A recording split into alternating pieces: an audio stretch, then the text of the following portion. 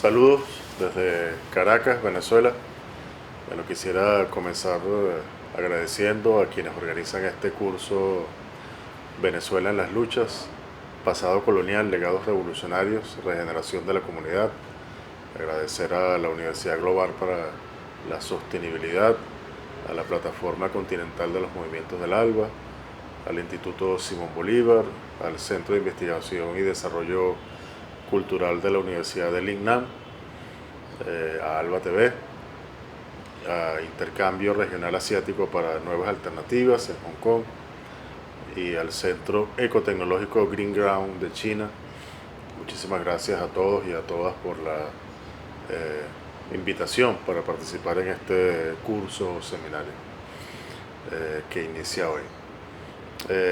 A mí me toca hablar sobre la revolución bolivariana y el chavismo. Yo voy de todo lo que podría decirse sobre un tema tan vasto como este, yo voy a tratar de concentrarme en el tema del chavismo en tanto sujeto político y detenerme en el proceso de subjetivación del chavismo y de las tensiones fundamentalmente políticas que esto supone a lo largo de todos estos años. Obviamente vamos a hacer una mirada muy general, no tenemos tanto tiempo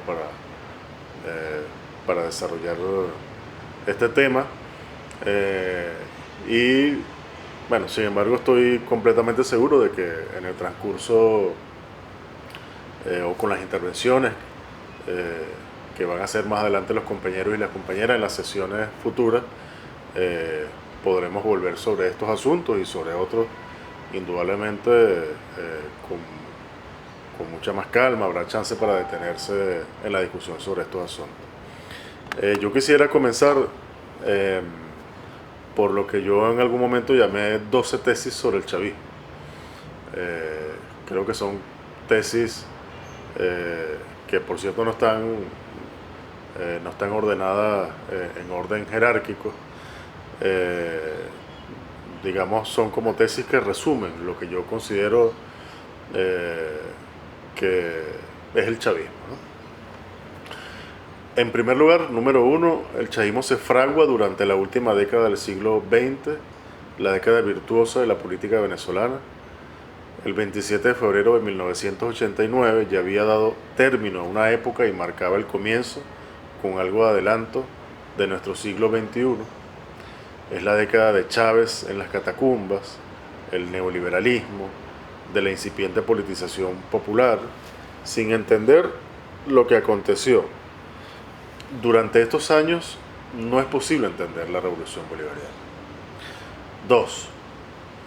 Si el viejo Partido del Pueblo, como se le conoce a Acción Democrática, era realmente el partido de la clase media emergente y de la aristocracia obrera, el grueso del chavismo provendrá de las clases populares, con precario o inexistente vínculos con partidos u otras formas de agregación política o gremial, con las instituciones del Estado y con el mercado laboral formal.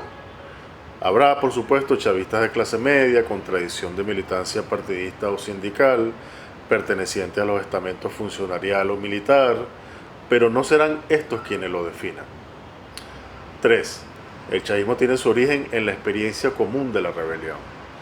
Reivindica el conflicto como motor de la política radicalmente democrática.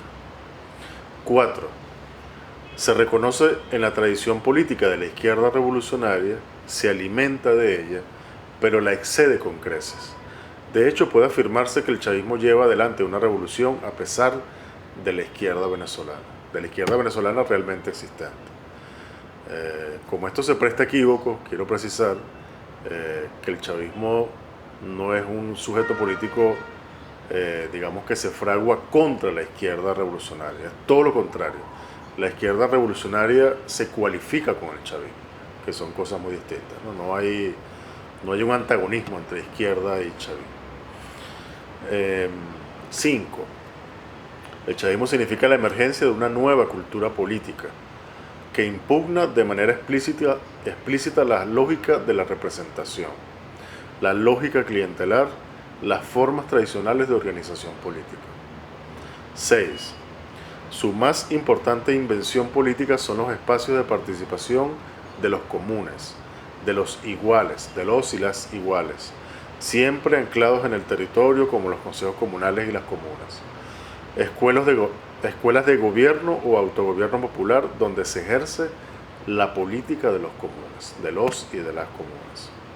Tal vez sea en este protagonismo de los y las comunes donde mejor se exprese el quiebre con la lógica civilización-barbarie, que supone, entre otras cosas, la entronización del dirigente a costa de las masas ignorantes.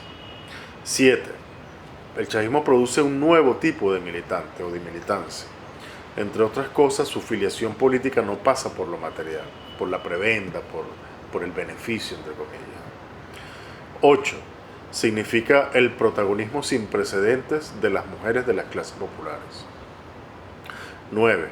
Hay una forma específicamente chavista de hacer política, que pasa por garantizar un equilibrio de fuerzas internas, siempre inclinando la balanza hacia el sujeto que constituye el grueso del chavismo, que promueve desde arriba la participación desde abajo. 10. Hay una forma chavista de gobernar que favorece la interpelación, que antepone lo político a lo administrativo, que procura la reducción progresiva de la distancia entre las instituciones y el pueblo, que procura la construcción de hegemonía popular y democrática, esto es clave, sin exclusiones, garantizando espacios a quienes piensan distinto. 11. El chavismo se plantea un horizonte anticapitalista, cuestionando radicalmente el estilo de vida petrolero, que es como le llama un estudioso de la sociedad venezolana, Miguel Tinker Salas, estilo de vida petrolero asociado al capitalismo rentístico petrolero venezolano. El chavismo es la respuesta popular, o puede ser entendido como la respuesta popular a los problemas que plantea este modelo de sociedad. Y 12. No supone un sistema ordenado de pensamiento, sin duda alguna, aunque hay naturalmente un pensamiento chavista, con sus fuentes, con sus tradiciones, las tres raíces, por ejemplo, con una manera muy particular de hacer estas lecturas. El chavismo promueve una lectura de la historia desde lo popular. Pues bien, sobre el primer punto, ¿no?, relacionado con la década virtuosa de la política, yo quisiera detenerme en este primer punto porque además nos va a dar, voy a leer algunas pocas páginas, porque además nos va a dar la oportunidad de leer al Chávez de la década de los 90, que yo quisiera concentrarme aquí porque tengo la plena seguridad de que es lo que menos se conoce del chavismo, que es precisamente las condiciones históricas en que tiene lugar su emergencia y qué es lo que está pasando en ese momento en Venezuela, cuáles son las cosas que se están discutiendo, cuáles son las rupturas que se introducen. Creo que básicamente desconocemos lo que ocurrió en la década de los 90 y bueno, tal pareciera que lo que ocurre a partir del 98 con la primera victoria electoral es una cosa que ocurre súbitamente, ¿no? Y nada más alejado de la realidad. Entonces vamos a detenernos en la década virtuosa de la política, que es la década de los 90 en Venezuela.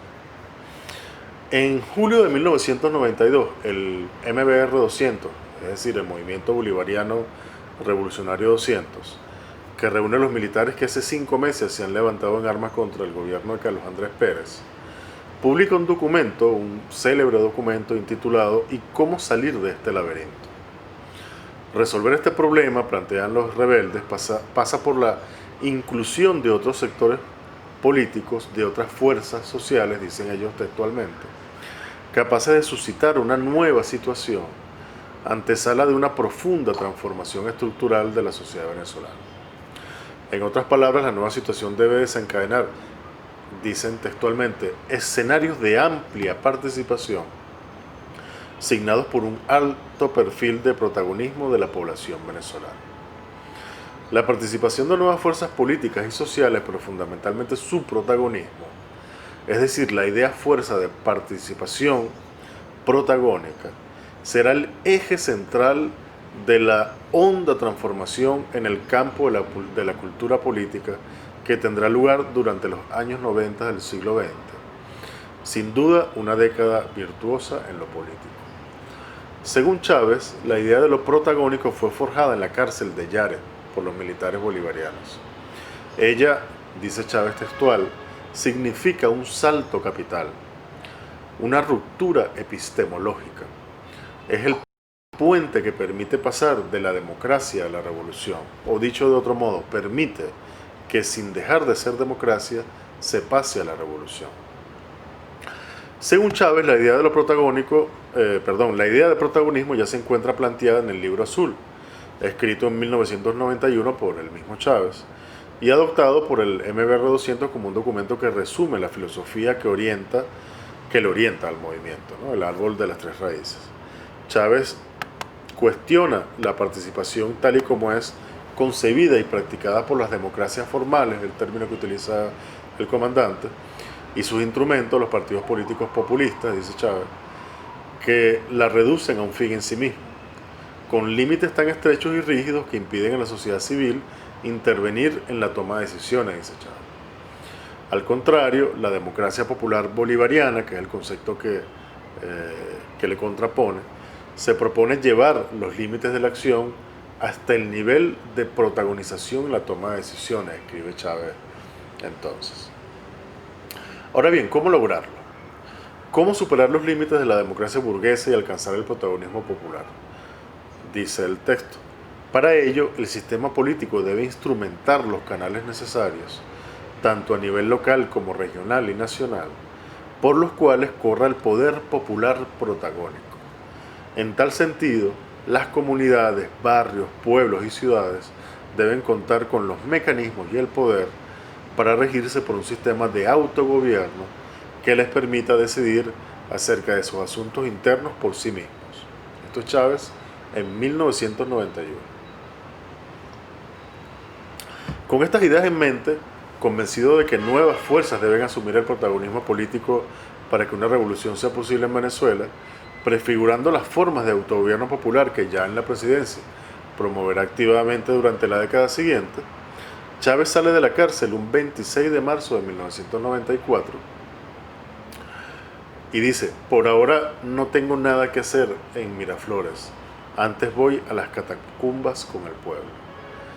Va a las catacumbas con el pueblo porque, cuestionando radicalmente los principios de la democracia burguesa, dispuestos a reinventar la forma de hacer política, Chávez y los bolivarianos ya han logrado salir del laberinto. ¿Cómo se expresa esta ruptura epistemológica a la que se ha referido Chávez? Sus efectos políticos son inmediatos y decisivos, y por favor préstesele atención a esto. En la medida en que gana terreno la idea fuerza de sujeto protagonista, se modifica sustancialmente el modo de relacionamiento con el sujeto popular, al que comienza a concebírselo como un igual. Así entendida, la relación entre militantes, revolucionarios y revolucionarias y pueblo resulta en una política de los comunes, que implica a su vez tanto una repolitización de la militancia, que se ve obligada a desaprender la vieja cultura política tributaria de la lógica de la representación, como una politización popular en clave protagónica. Chávez lo resume de la siguiente manera, cito: la gente sabe lo que quiere, o por decirlo de otra manera, lo que no quiere. Yo le hablo al pueblo de política con honestidad, con argumentos concretos y precisos, y lo respeto. En otra parte, refiriéndose a una huelga general que ha sido organizada en Guasdalito, en el estado Apure, en febrero de 1995, y que deja una honda impresión en el liderazgo bolivariano, expresa Chávez: son procesos en los que el pueblo deja de ser objeto para pasar a ser sujeto, y eso reivindica la historia real que nos han ocultado. A pesar de su empeño por tapar este hecho, esos eventos forman parte de una resurrección de un pueblo que vuelve a tener fe en sí mismo y en la fuerza transformadora que guarda en su seno. Pero nosotros lo que hacemos es creer en la fuerza del pueblo, creer en el hombre rebelde de Albert Camus, esa solidaridad que lleva a la gente a la unidad, creo que esos hechos estarán a la orden del día en los años que vienen.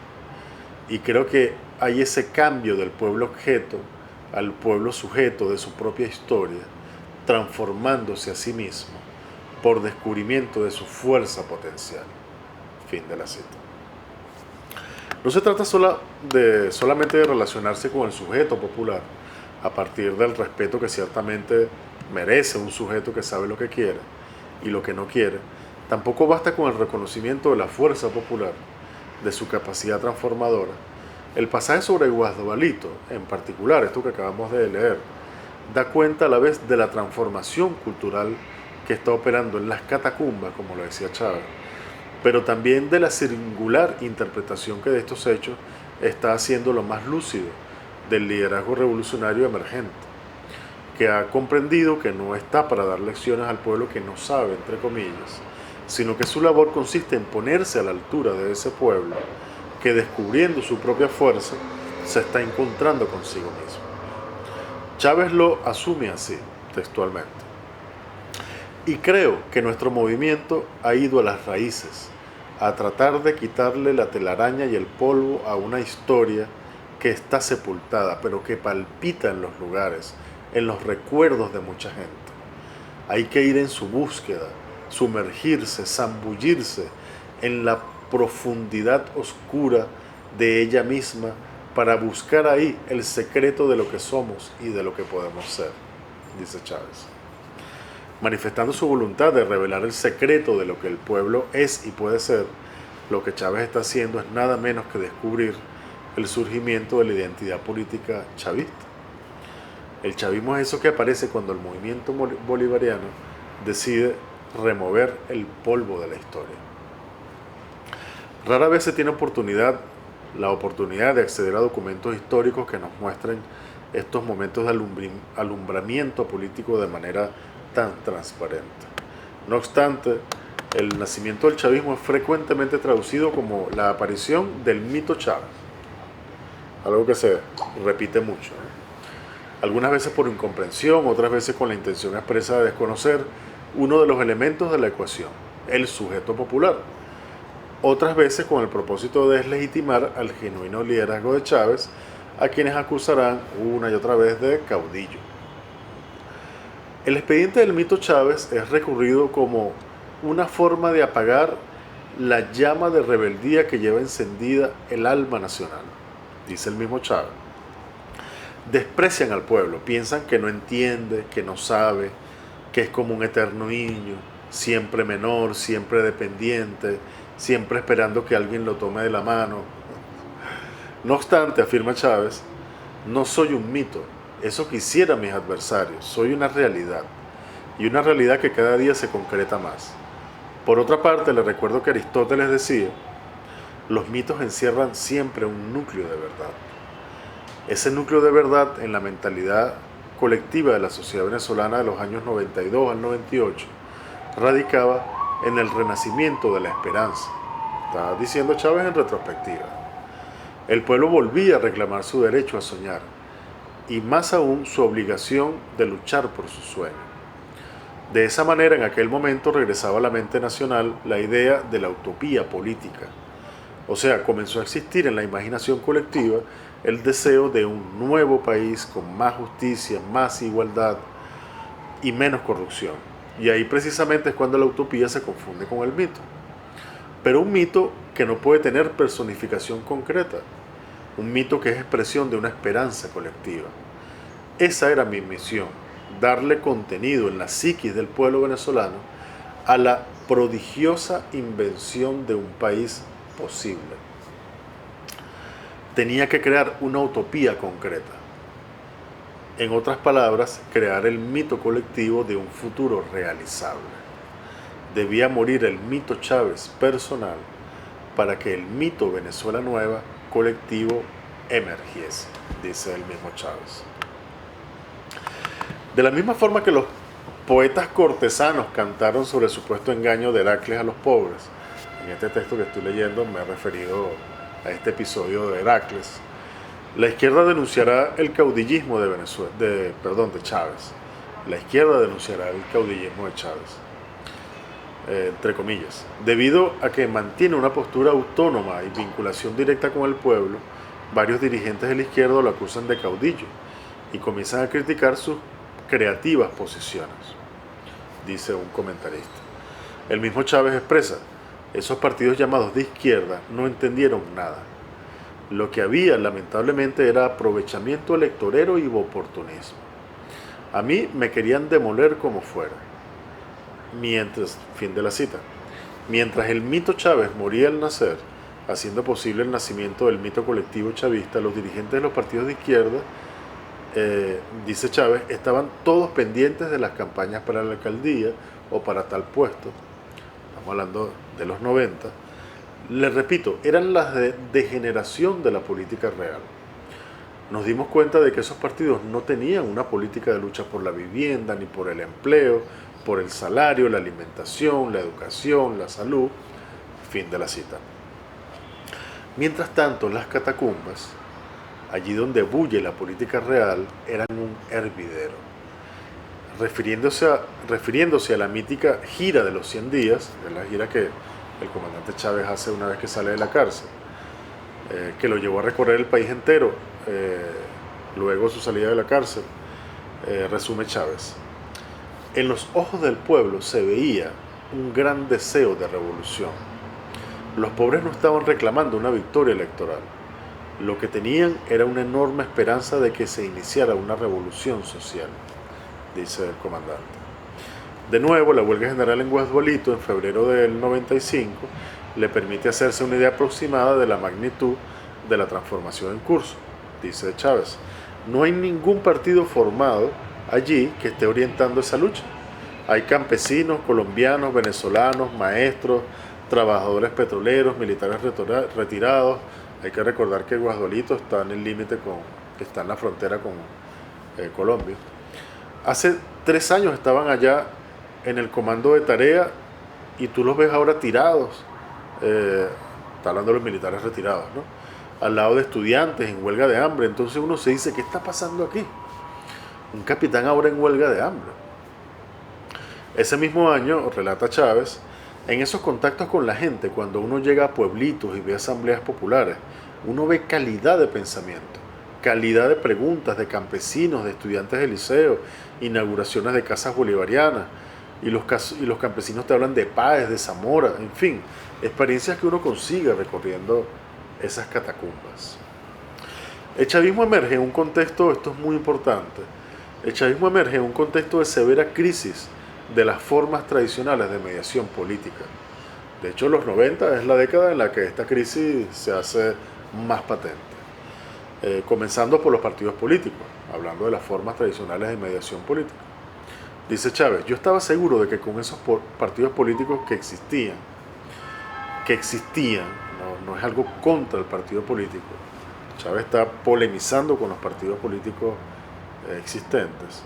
Con esas fuerzas políticas hubiera sido imposible romper con el sistema por ninguna vía, ni armada ni no armada. Fin de la cita. Esta crisis se acentúa a niveles sin precedentes a partir del apoyo de la izquierda a la candidatura del social cristiano Rafael Caldera en 1994. Dice el comandante, eso significaba la rendición definitiva de la clase política. Incluso sobre el apoyo que recibe de los mismos partidos de izquierda a su candidatura, en 1998 Chávez afirma, creo que todos esos partidos, sin excepción alguna, buscaban únicamente ocupar espacios, ganar puestos, bien sea a través de las elecciones regionales o bien en el gobierno nacional. Duro, ¿no? Pero no son solo los partidos políticos los que están en crisis. Dice Chávez, hay que decir que los movimientos sociales también estaban, miren la expresión que utiliza el comandante, estaban también descuadernados. Los sindicatos peleaban entre ellos. Hicimos contactos con algunos, había también movimientos estudiantiles, pero le repito, era una izquierda pulverizada. Una vez se nombró una coordinadora de movimientos sociales y asistía a cantidad de reuniones hasta que un día estallé. Miren, estoy cansado de estas reuniones, me voy a la calle. Aquello eran discusiones interminables, dice Chávez.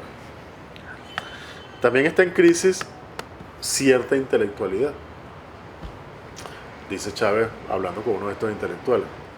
Yo creo que hay que morir en la batalla, pero no mantener una bandera muy revolucionaria y muy pura, pero no hacer nada, ni lo más mínimo en una batalla, no arriesgar nada.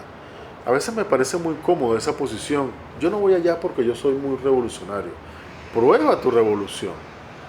Vete a la batalla, avanza 1 milímetro, aunque sea, en la dirección que crees, en vez de estar soñando utópicamente.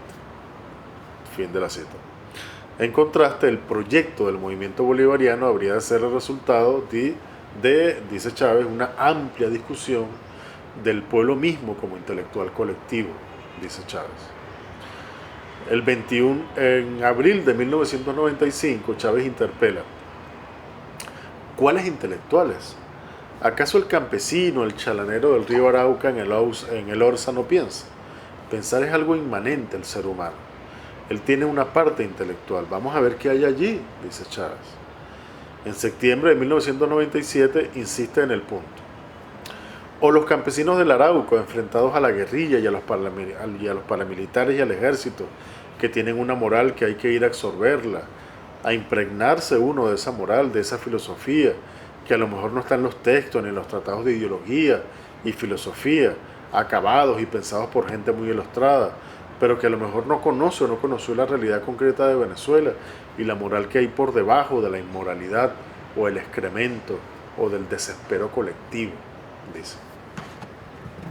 Simultáneamente a esta crisis de las formas de mediación política tradicionales, hay unas fuerzas desatadas, dice Chávez.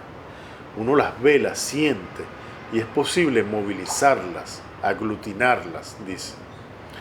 Estas circunstancias históricas definen el tipo de ejercicio de liderazgo que caracterizará al chavismo.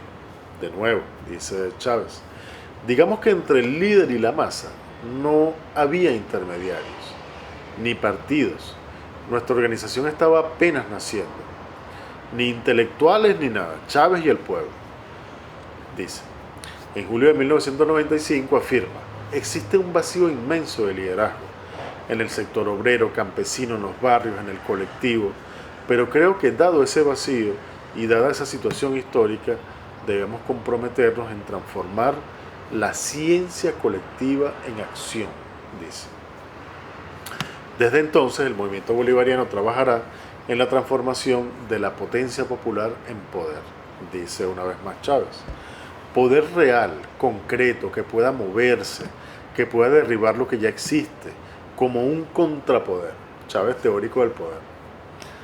Un poder contra otro poder. Pero ese poder que se está transformando en contra del poder establecido, el poder constituido, tiene que ser muy grande. Si ese poder no lo movilizamos, no lo aceleramos, no lo ensamblamos, no le damos sentido estratégico, no será posible derribar el poder constituido. Allí está el poder del pueblo. Son cientos de miles de personas, pero eso hay que acelerarlo. Ese es un poder que está ahí suelto, disperso, dice el comandante. Aquí vamos a entrar a otro punto que es clave, que es sumamente importante prestarle atención. A él, de hecho, nos vamos a referir más adelante. O sea, vamos a retomar este punto más adelante. El 29 de mayo de 1993, está Chávez en la cárcel. Chávez escribe una carta al sargento primero Andrés Reina Albia, la famosa carta al sargento Reina. El documento es un apasionado alegato a favor de la línea abstencionista, posición que mantiene la mayoría del MBR 200 frente a las elecciones presidenciales a celebrarse en diciembre de aquel mismo año, 1993.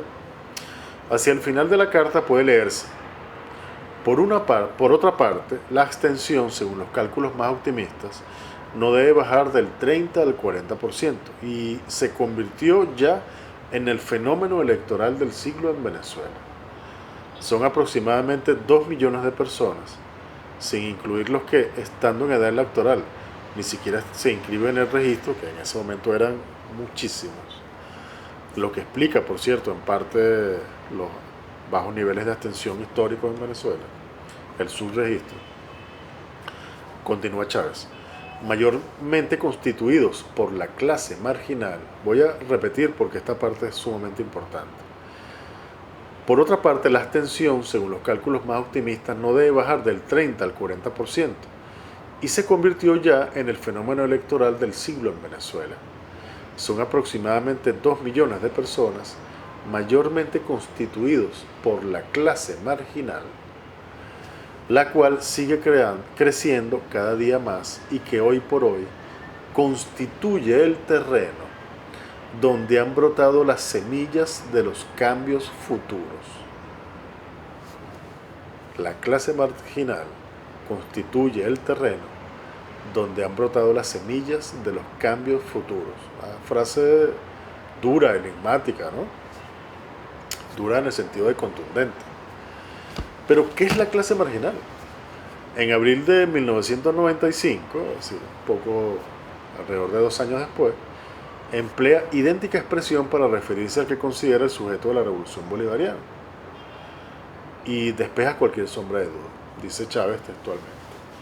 El movimiento bolivariano impacta en las clases marginales, en los barrios de las grandes ciudades, en los campos, entre los indígenas. Ahí es donde hemos palpado el furor, el interés, el fervor de la gente por salir de esta miseria en la que están inmersos. Será difícil que nos tuerzan el brazo para que el movimiento vaya a servir intereses que no sean los de esa mayoría, los de ese pueblo pobreza, de las clases marginales. Hacia allá va dirigido el movimiento, de allí se alimenta y por tanto hacia allí debe orientar su acción transformadora. Bastante claro. Estamos hablando de abril de 1995. Hecho este diagnóstico, es absolutamente comprensible la renuencia de Chávez a dedicar mucho tiempo a discusiones que, no obstante, la izquierda consideraba capitales. Es de izquierda o de derecha el movimiento bolivariano, se asume marxista, considera que la clase obrera es el sujeto central de la revolución. En mayo de 1996, un poco después, con ánimo deliberadamente provocador, Chávez marca distancia del marxismo, es decir, de la izquierda realmente existente en Venezuela. Dice Chávez, y cuando te decía que la solución no está en el marxismo, no estoy excluyendo al marxismo, sino que hay que ir más allá del marxismo. Puede abarcarlo, pero no es él la solución, especialmente para nuestros países, para estas condiciones, donde yo creo que no hay vestigio de clase obrera, dice Chávez. Yo te digo, yo he hecho esfuerzo en estos 2 años en sindicatos, he viajado por fábricas, hemos hecho propuestas y discutido con dirigentes obreros tratando de crear una fuerza obrera. Y hay ensayos, avances, pero ¿dónde está esa fuerza? Fin de la cita. En febrero de ese mismo año, y con idéntico ánimo, reflexiona: ¿dónde ubicar ideológicamente a nuestro movimiento? ¿En un tablero de izquierda o en uno de derecha? Yo creo que en primer lugar el tablero no existe. El MAS, un partido de la izquierda venezolana, la más tradicional, el MAS supuestamente es de izquierda. Y ahí está apoyando a un gobierno de derecha, reaccionario. El PCB, el Partido Comunista de Venezuela, hasta hace poco estuvo apoyando a Caldera. El MEP, un partido socialista en su inicio, Movimiento Electoral del Pueblo, un partido socialista en sus inicios y está en el gobierno. Si revisamos la Unión Soviética, el eurocomunismo, Felipe González es socialista. Yo creo que se acabó el tablero. Este es un mundo en el cual, desde el punto de vista ideológico, se perdieron los parámetros. Yo no comparto la tesis del fin de la ideología, y quizá por eso, por no tener patrones de referencia de izquierda o de derecha, es que nosotros audazmente hemos tratado de buscar un punto de referencia original y autóctono de un modelo ideológico que pudiese cohesionarse en torno al planteamiento bolivariano, zamorano y de Rodríguez, como expresión de una época, de algo que aquí nació y que no es de izquierda o derecha. Si tú me pides que nos definamos, te diré: somos un movimiento revolucionario, un movimiento popular a favor de la causa de los dominados de este país y de este planeta, a favor de la justicia, de la revolución. Es decir, tipo de izquierda revolucionaria, pero está, bueno, polemizando con los partidos de izquierda venezolana. O de lo que en ese momento se conoce como izquierda, digamos, ¿no? El movimiento bolivariano había identificado el sujeto y el terreno, y allí había ido, y hacia allá había decidido orientar todos sus esfuerzos. La izquierda se había quedado sin tablero, la izquierda tradicional, es decir, sin terreno. Peor aún, se había quedado sin sujeto, por más que hablara de la clase obrera. Pocos antes de salir de la cárcel, Chávez había decidido irse directo al Capanaparo. Esto es algo que no se sabe mucho, a pesar de que es algo público. Chávez mismo lo contó. Había decidido irse hacia el Capanaparo, Apure, con los indios Cuivas, por allá por los llanos venezolanos, y de allí iniciar su movilización por todo el país. Sus compañeros más cercanos lo hacen desistir de la idea y finalmente comienza por Caracas. Él sale de la cárcel y recorre Catia, La Vega, El Valle, Coche, Petare, que son parroquias de Caracas. Bueno, Petare ya el estaba mirando. En julio ya había recorrido todo el país. 4 años después ya lo había recorrido 5 veces. Chávez, desde que sale de la cárcel hasta las elecciones presidenciales, recorre el país 5 veces. Se fue hasta las catacumbas y nunca salió de ellas. Salió de la cárcel convencido de que la clave radicaba en el protagonismo popular, y eso guió sus pasos desde entonces. Dice Chávez: creo que el pueblo ha sido protagonista, algunas veces más, otras menos, de un proceso histórico. Y ahora la visión que nosotros tenemos se afinca en esa concepción. Lo hemos hablado mucho, sin colectivo no hay nada. Solo el pueblo salva al pueblo. Aquí no hay salvadores, ni Mesías, ni Chávez. Si no hay organización popular y un movimiento bien orientado, aquí no hay cambio posible. Terminada la cita. Ya entonces, como hemos visto, estaba igualmente convencido de la necesidad de promover formas de autogobierno popular. Las líneas precedentes, un fragmento de la historia de los orígenes del chavismo contada por el propio Chávez, ilustran los extraordinarios cambios que se producen durante la década virtuosa. Y vamos a resumirlos acá. Un liderazgo político revolucionario emergente que se relaciona con el sujeto popular de igual a igual. Un pueblo que se politiza en clave protagónica, que vuelve a tener fe en sí mismo, en su fuerza transformadora. La muerte del mito Chávez y el nacimiento del mito colectivo chavista. El renacimiento de la esperanza popular. Un pueblo que reclama su derecho a soñar y asume su obligación de luchar por su sueño. Un pueblo con un gran deseo de revolución social. La crisis terminal de las formas tradicionales de mediación política. La deslegitimación de la clase política toda. La apuesta por el intelectual colectivo, como la llamaba Chávez expresamente, y por un conocimiento anclado en la realidad. Un liderazgo que se ve obligado a prescindir de estas mediaciones políticas en crisis, privilegiando el contacto directo con el sujeto popular, el esfuerzo por transformar la potencia popular en poder, la identificación de un sujeto, las clases populares marginadas y precarizadas, lo que Chávez llama las clases marginales, severamente golpeadas por el neoliberalismo, invisibilizadas históricamente, la reivindicación de referentes ideológicos acordes con nuestra historia y nuestra cultura. Imagínense todo lo que ha ocurrido, todo lo que ocurre en los 90, unos pocos años. Y todavía hay más. Chávez relata también cómo, entre comillas, el pueblo había perdido el miedo. Había mucho entusiasmo popular.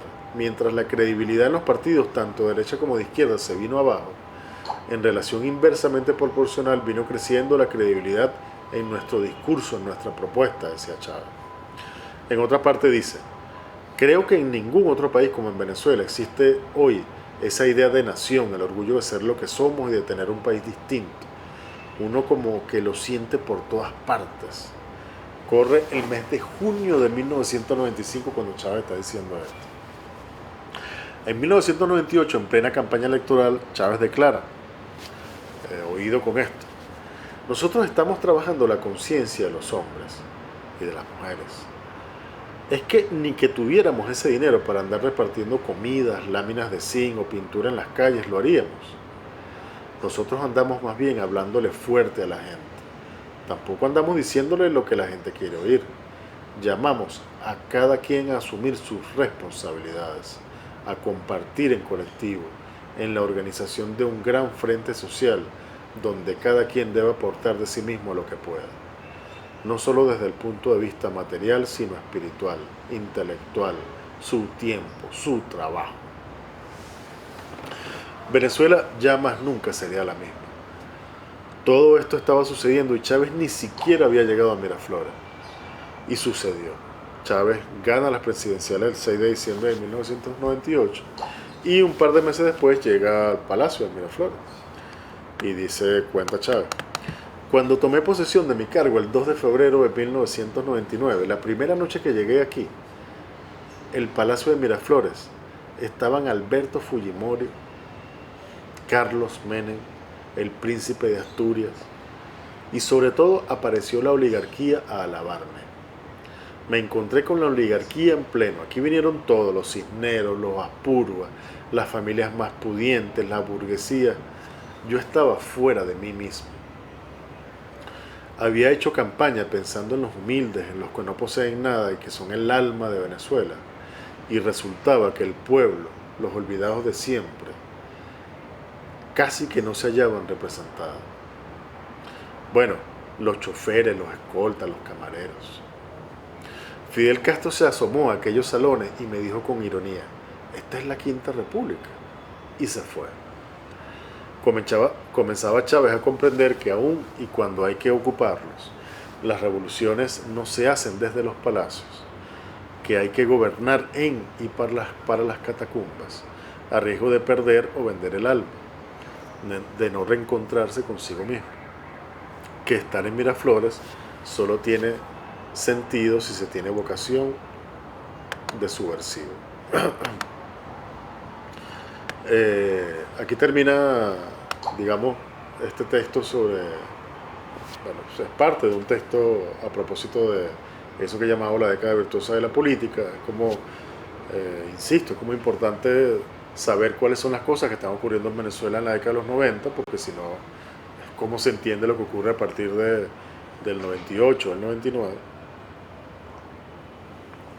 que es un periodo sobre el que, por supuesto, se puede hablar mucho. Bueno, son los años de la Revolución Bolivariana. Esto que acabamos de leer son los prolegómenos, ¿no?, de la Revolución. Y sin embargo, preferí como detenerme aquí porque, como ya lo comentaba, bueno, al fin y al cabo, con todo y el enorme desconocimiento que pueda seguir habiendo sobre la Revolución, sobre lo que ocurre durante los primeros años y luego, y recientemente también, bueno, sobre los 90 se conoce muchísimo menos, ¿no? Yo quisiera aprovechar el tiempo y detenerme en algunas cuestiones más bien puntuales, ¿no? Este tema de las clases marginales, este tema del sujeto de la revolución, que bueno, seguramente todos y todas sabremos que cuando se trata de procesos revolucionarios siempre es una discusión bueno, que se da con muchísima frecuencia, ¿no?, y que es objeto de muchas polémicas. ¿Hay o no un sujeto revolucionario universal, etcétera, ¿no? Chávez, bueno, es bastante duro. Por supuesto, Chávez como polemista es muy buen polemista, es decir, es muy provocador, heterodoxo, audaz, ¿no? Entonces, bueno, incluso interpela en el sentido de que ¿dónde está la clase obrera?, ¿no?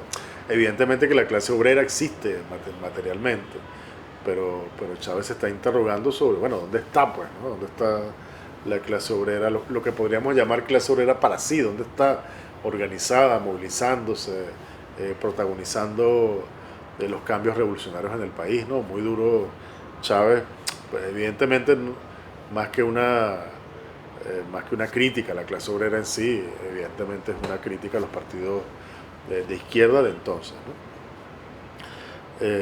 Pero sí están ocurriendo, a nosotros nos falta mucho hacer un análisis pormenorizado, con detalle, de la manera como evolucionó la estructura de clase o cómo ha evolucionado la estructura de clase de la sociedad venezolana Yo digo que por lo menos de los años 70, ¿no?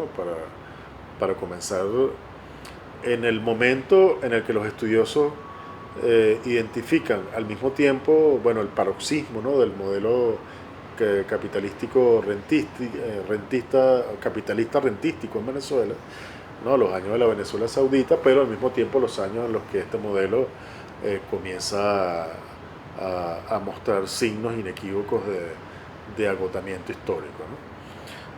Yo creo que sí se puede argumentar, esto es un trabajo que está por hacerse, que tiene que hacerse. O sea, digamos, la mirada de la revolución bolivariana, o de la Venezuela, mejor dicho, en el mediano, largo plazo, y no solamente estos últimos 20 años, y mucho menos el último quinquenio, o sea, todo lo que ha pasado ahora con la guerra económica y las agresiones imperialistas. Yo creo que se impone hacer una lectura de más largo aliento, ¿no? Ahí sobre esta cuestión de las clases y sobre, o sea, porque un tipo como Chávez habla de clases marginales en ese momento, ¿no? A comienzos de los 90, mediados de los 90. Esto es como una nota al pie, ¿no? Pero, o sea, que tiene que dar, debería como llamarnos la atención y motivarnos a hacer investigación en este sentido, ¿no? Bueno, de hecho, es parte de la investigación que yo mismo vengo haciendo. Eh, Hay algunos indicadores interesantísimos. Entre el primer trimestre del 75, de 1975, estamos en plena Venezuela Saudita, y el primer semestre de 1983, es decir, estamos hablando de un periodo de 8 años y medio, la fuerza de trabajo informal, ya me voy a tener en este tema de la informalidad, se mantuvo por debajo del 40%, alcanzando un piso de 31,6%, muy bajo, durante el segundo semestre de 1978, muy bajo por lo menos para un país como Venezuela, con las características de su economía. Son los años de la Venezuela Saudita, como decía. Durante el mismo periodo, la tasa de ocupación de la fuerza de trabajo venezolana se mantuvo por encima siempre del 90%. Y en el segundo semestre del 78, el desempleo se ubicó en su nivel más bajo, 4,3%. Sumando los trabajadores informales y desempleados, representaban apenas el 36,6% de la fuerza de trabajo venezolana. Entre informales y desocupados, desempleados, un poquitico más de la tercera parte de la fuerza de trabajo. Los informales son las clases marginales, no exactamente.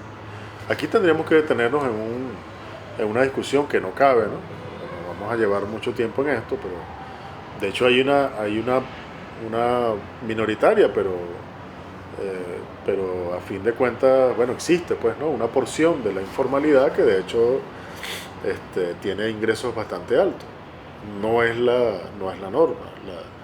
Eso que llamamos los informales, los trabajadores informales suelen más bien ser trabajadores y trabajadoras muy precarizadas, sin vínculo, pues, como lo dice el propio término, sin una relación, o sea, no media una relación formal con el mercado de trabajo, lo que quiere decir que no goza de ninguno de sus, no digamos beneficios, sino más bien derechos, ¿no?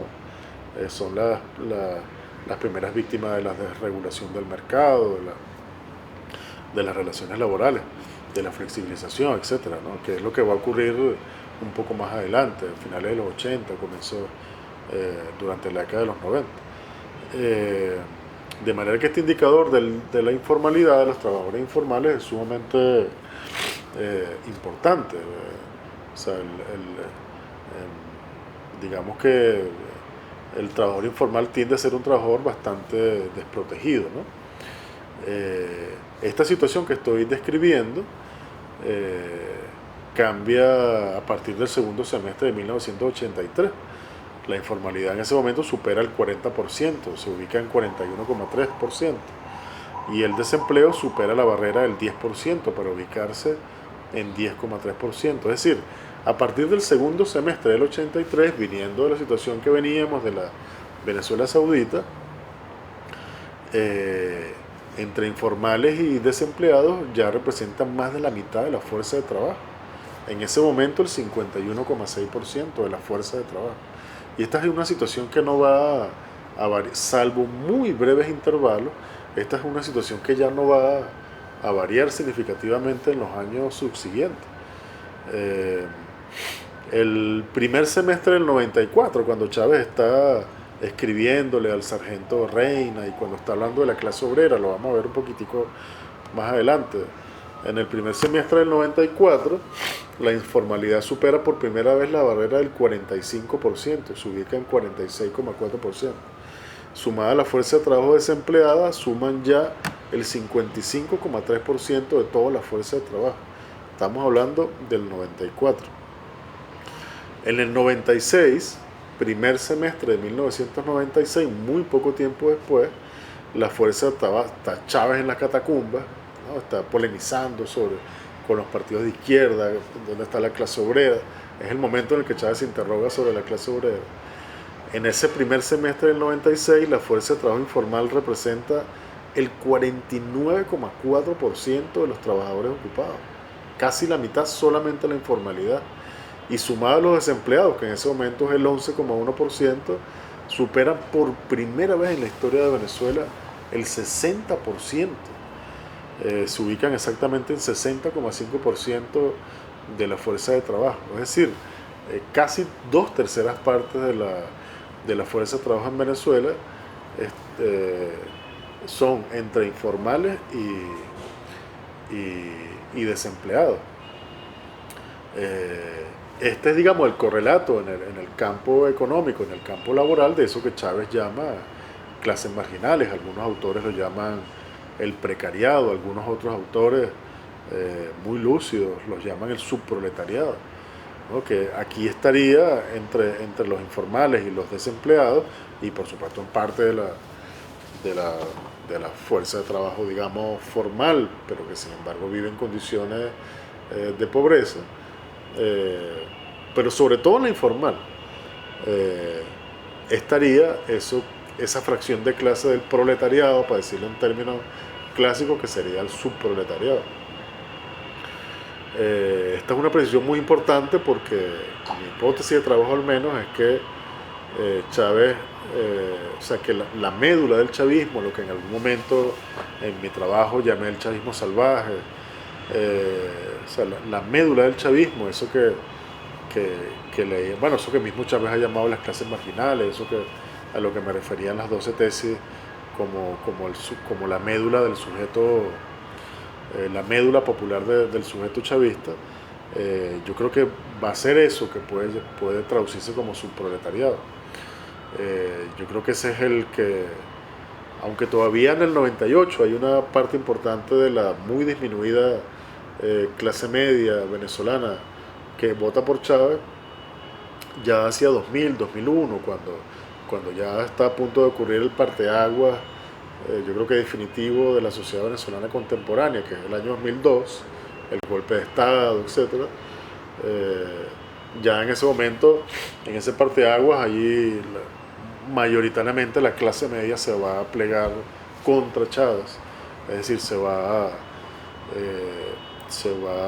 de hecho, a mi juicio va a ser como la columna vertebral de la base social de apoyo del antichavismo, la clase media, digamos, tradicional, parte de la cual, insisto, apoyó en su momento a Chávez, hacía 2, 3 años, en el 98, y todavía en el 99 probablemente. Y el subproletariado, una parte muy importante de la cual ya vota por Chávez en el 98, sobre todo va a ser fundamental a la hora de apoyarlo frente a todas las tentativas destituyentes de esos años. Es el subproletariado el que dice con hambre y desempleo con Chávez me rasteo. Es el que es fundamentalmente, obviamente no es esa fracción de clase exclusivamente, pero es mayoritariamente esa fracción de clase la que lo va a defender en el 2001, en el 2002. Es clave a la hora de lograr la victoria en el referéndum de 2004. Y bueno, por razones que es muy difícil abordar aquí en términos por cuestiones de tiempo, es una fracción de clase que no se identifica precisamente con la izquierda política. Hay estudios de opinión que que dan cuenta de estos asuntos, pero que en 2006, un par de años después de que Chávez ha comenzado a hablar de socialismo, se identifica como por cierto la mayoría de la sociedad venezolana se identifica con la izquierda, ¿no?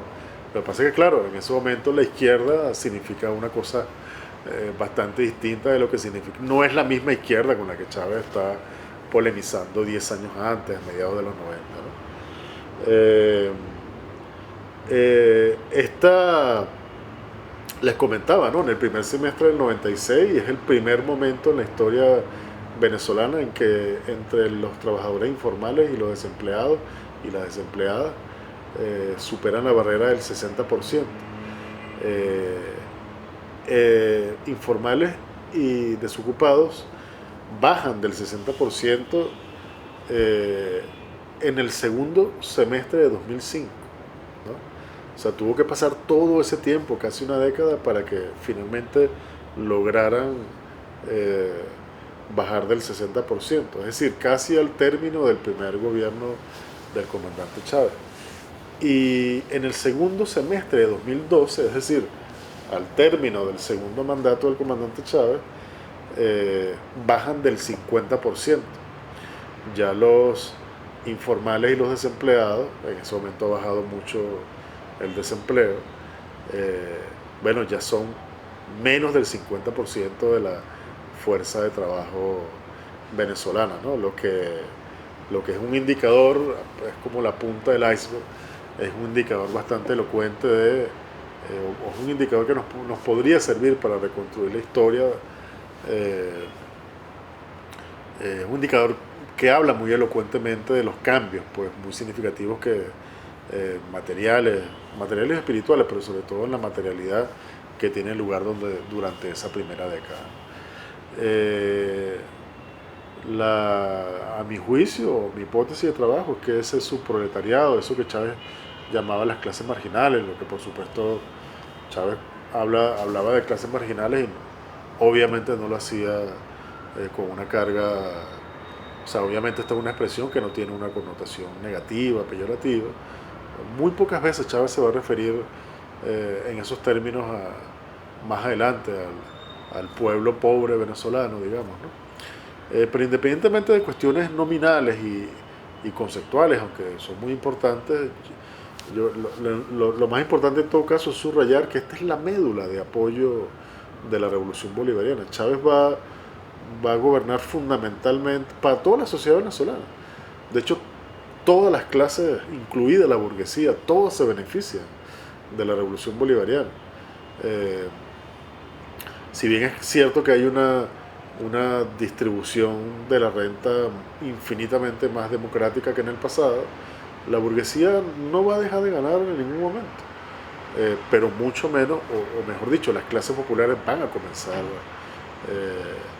o van a ganar, para seguir hablando en esos términos, como no lo habían hecho en ningún momento en su historia. Es pensando en esta fracción de clase, en el subproletariado, en las clases marginales, que Chávez crea las misiones sociales. Cuando Chávez habla de la necesidad de saldar la deuda social, está hablando fundamentalmente del subproletariado, de las clases marginales, de eso que él identifica en los 90 como allí donde anida la posibilidad de la revolución. Es a partir o es teniendo a esas clases marginales, a esa fracción de clase, al subproletariado, buena parte del cual va a engrosar a la clase trabajadora en sentido estricto durante esos años, en la medida en que va disminuyendo la informalidad y va disminuyendo significativamente el desempleo, en la medida en que la población venezolana, bueno, comienza a tener condiciones de vida dignas. Eso que equívocamente pudimos llamar en algún momento, me incluyo, nueva clase media venezolana, eso es realmente, no es ninguna clase media. Eso no es la pequeña burguesía en sentido estricto, es clase trabajadora, ¿no? Una porción de la clase trabajadora que pertenece ahora a la clase trabajadora, que antes difícilmente pertenecía, digamos, a ella, o era una fracción de clase de la clase trabajadora que vivía en condiciones de muchísima precariedad. Bueno, a mi juicio, digamos, este es el centro de gravedad de la política revolucionaria, sin duda alguna, y es teniendo esta fracción de clase como su centro de gravedad que Chávez va a construir hegemonía popular y democrática en Venezuela, sin duda alguna. O sea, a mí me parece que eso está bastante claro. Luego ahí, a mi juicio, es pensando en esta fracción de clase fundamentalmente, que Chávez, que es muy grande además, que como ya lo hemos leído, eh, o sea, tiene una relación muy problemática con las formas más tradicionales de mediación, incluso con el liderazgo político en general, con la clase política chavista, con las gobernaciones, la alcaldía, con el partido. Es pensando en esta fracción de clase que tiene esta experiencia con la política, ¿no? Con las instituciones políticas, con sus formas tradicionales de mediación, es que Chávez va a crear los consejos comunales y las comunas, entre otras formas de organización, pero nos centramos en esa porque evidentemente son como las más importantes, ¿no? Ellas encarnan como la apuesta más audaz eh, de la revolución bolivariana. Eh, y bueno, luego, durante estos años también, eh, obviamente se van a expresar tensiones a lo interno del proceso bolivariano, porque bueno, porque hemos dicho, digamos, o sea, por eso quise comenzar leyendo las 12 tesis, porque digamos que eso sería como lo que distingue al chavismo, pero bueno, pero si bien se produce esa ruptura epistemológica de la que habla Chávez, ¿no? Si bien el chavismo implica una nueva cultura política, eso no quiere decir que hay un borrón y cuenta nueva y que comenzamos de cero y dejamos todo atrás. ¿Sabes? Por supuesto que los procesos no se dan de esa manera. Hay mucho de relación de continuidad, hay mucho de la vieja cultura política, hay mucho todavía de la lógica de la representación, hay mucho de la vieja cultura política, no solamente de la izquierda más tradicional, sino de la década, de eso que algunos autores llaman el adequismo. Hay obviamente muchas contradicciones.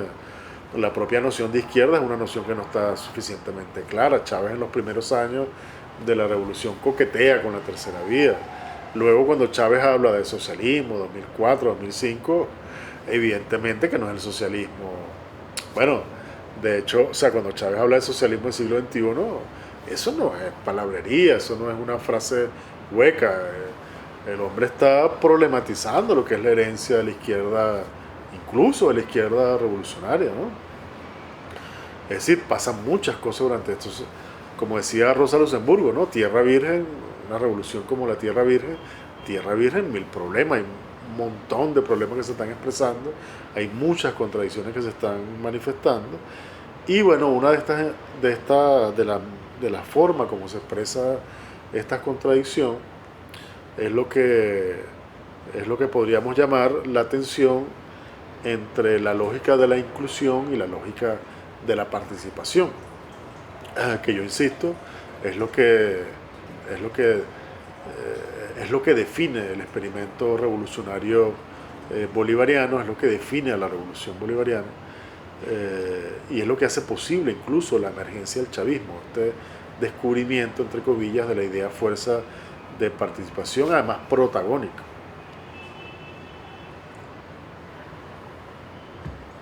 Yo, si me permite, sobre este tema de la inclusión, de esta tensión, inclusión-participación, bueno, paso a leer un par de párrafos. Visto el estado actual de las discusiones sobre la revolución bolivariana, es evidente que no se ha insistido lo suficiente en la revolución teórica. Yo creo que sin duda alguna fue una revolución teórica que supuso la idea fuerza de democracia participativa y protagónica. Chávez se refiere a ella como una ruptura epistemológica, como ya vimos, como el puente que permite pasar de la democracia a la revolución, o que permite que sin dejar de ser democracia se pase a la revolución. Presente en los documentos fundacionales del MBR 200, se trata de una idea fuerza que aportará a la definición de las sucesivas propuestas programáticas del movimiento, pero que además, y en lo decisivo, y esto es lo decisivo, determinará la relación con las mayorías populares. Quiero insistir en este punto. Al menos lo más lúcido liderazgo bolivariano dejará de concebir al pueblo venezolano como un sujeto pasivo, como víctima del neoliberalismo, y comenzar a entenderlo como sujeto protagonista, pero sobre todo como un igual. Es lo que yo he llamado la política de los comunes, como ya lo comentaba. Sin sopesar las implicaciones de esta revolución teórica, los significativos efectos que tendrá en la cultura política de las mayorías populares, es decir, sin tomar en cuenta esta suerte de punto de partida histórico, con todo lo que supone en términos de ruptura con una racionalidad política fundada en la lógica de la representación, lo que no desdice, como ya lo comentaba, en lo absoluto de la persistencia de líneas de continuidad.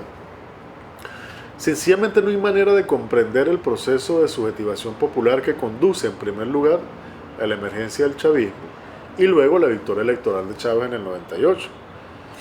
Pero además la elección de una Asamblea Nacional Constituyente, la redacción de una nueva Constitución y su aprobación mediante referéndum popular en 1999, el contragolpe popular de abril de 2002, la resistencia popular frente al paro sabotaje petrolero y el lockout empresarial de finales del mismo año e inicios de 2003, la victoria en el referendo de 2004, estando en juego la continuidad de Chávez en la presidencia, y en general las movilizaciones populares que derrotaron todas y cada una de las tentativas destituyentes del antichavismo en los primeros años de la revolución. La radicalidad de la revolución bolivariana gravita en torno a esta idea fuerza de democracia participativa y protagónica.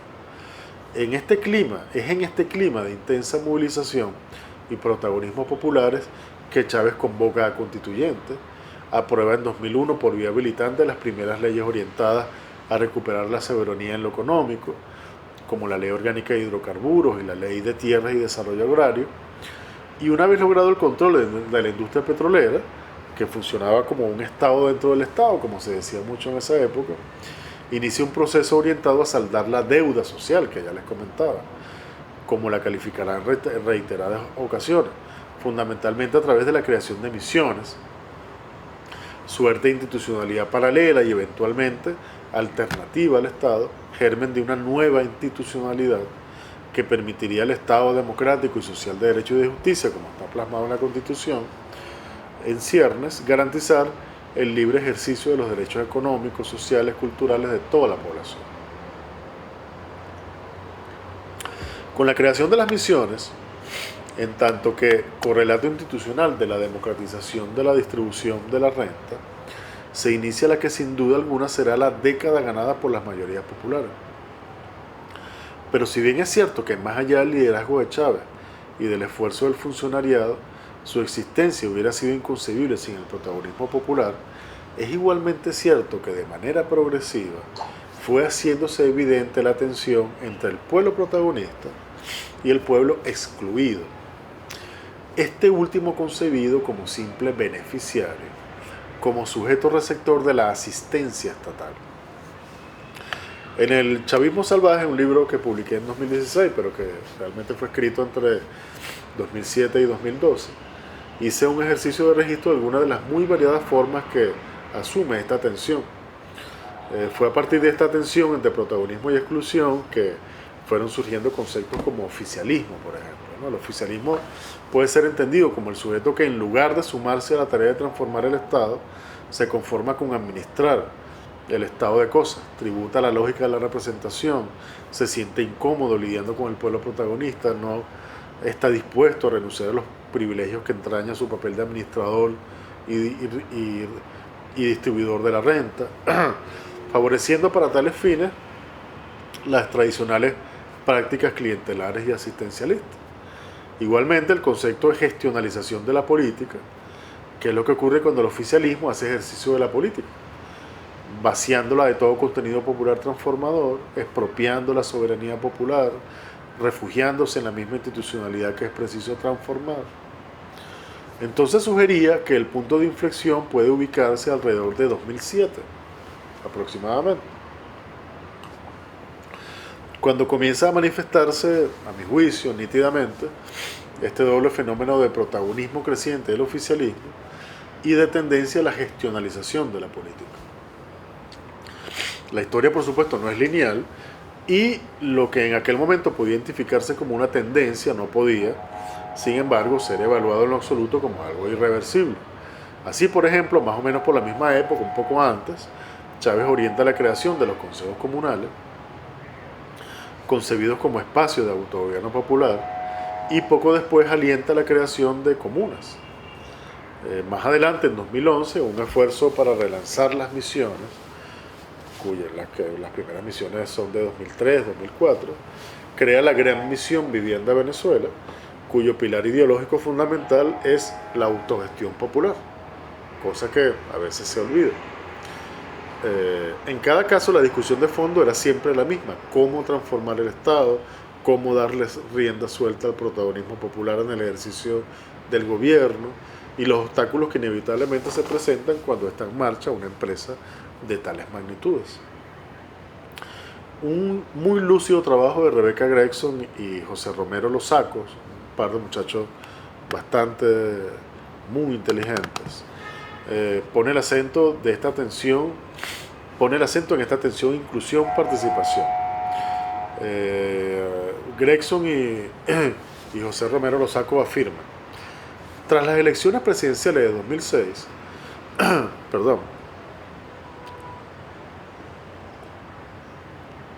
tras las elecciones presidenciales de 2006, la reelección de Hugo Chávez y la creación del nuevo partido, el Partido Socialista Unido de Venezuela, se observa un punto de inflexión, una lectura coincidente. La relación no armónica entre inclusión y participación comienza a hacerse cada vez más evidente. El matrimonio terminaba la luna de miel entre el Estado y los movimientos, dicen ellos. Lo que fuera en un momento el matrimonio entre políticas de participación y políticas de inclusión comienza cada vez más a inclinarse hacia el lado de las últimas, por encima de las primeras.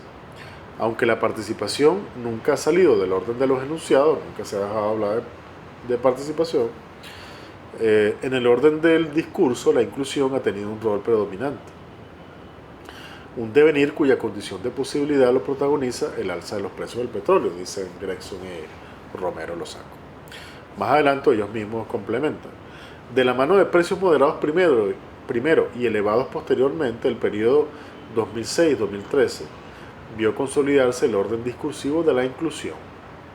El detalle está, es decir, habría un periodo inicial en el que predomina el discurso o el orden discursivo, para decirlo en sus términos, de la participación, y hay un periodo posterior en el que predomina el discurso de la inclusión, ¿no? Que ya vamos a ver cuáles son sus implicaciones. El detalle está en que todo orden discursivo requiere de un sujeto y un objeto de enunciación. El sujeto de enunciación es el agente que se dirige hacia el objeto y lo tematiza, lo ordena, lo construye como objeto. Así es inventado el sujeto excluido como objeto de las políticas de inclusión. El sujeto de enunciación vendría a ser lo que yo llamo el oficialismo, lo que he llamado el oficialismo en el chavismo salvaje. El objeto es el excluido.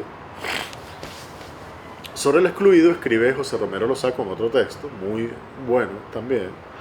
El excluido fue inventado, así como fue inventado el otro pagano, bárbaro, subdesarrollado o pobre. El excluido es el nuevo descubrimiento, invención de aquellos que, habitando la casa del ser, pueden definir cuál es el adentro y cuál es el afuera. El discurso de la inclusión implica la construcción del excluido, en tanto que fuera del lugar donde habita el ser, quien incluye tiene el poder para hacerlo y tiene el poder para decir quién o quiénes están afuera. Quien incluye construye la imagen de quién es el incluido e impone a estos cómo han de pensarse a sí mismos como excluidos. Esta retórica de la inclusión es lo que distingue al oficialismo, planteo yo, que concibe al poder popular como el destinatario de estas políticas de inclusión y no como protagonista. En otras palabras, el poder popular es visto, plantean estos muchachos, como un sujeto, estos investigadores, como un sujeto sumiso, pasivo, comprado por la beneficencia estatal y su gran aparato petrolero, convirtiéndose en un número más dentro de los logros de la revolución y no un agente clave para propiciar los cambios que ésta requería. Fin de la cita.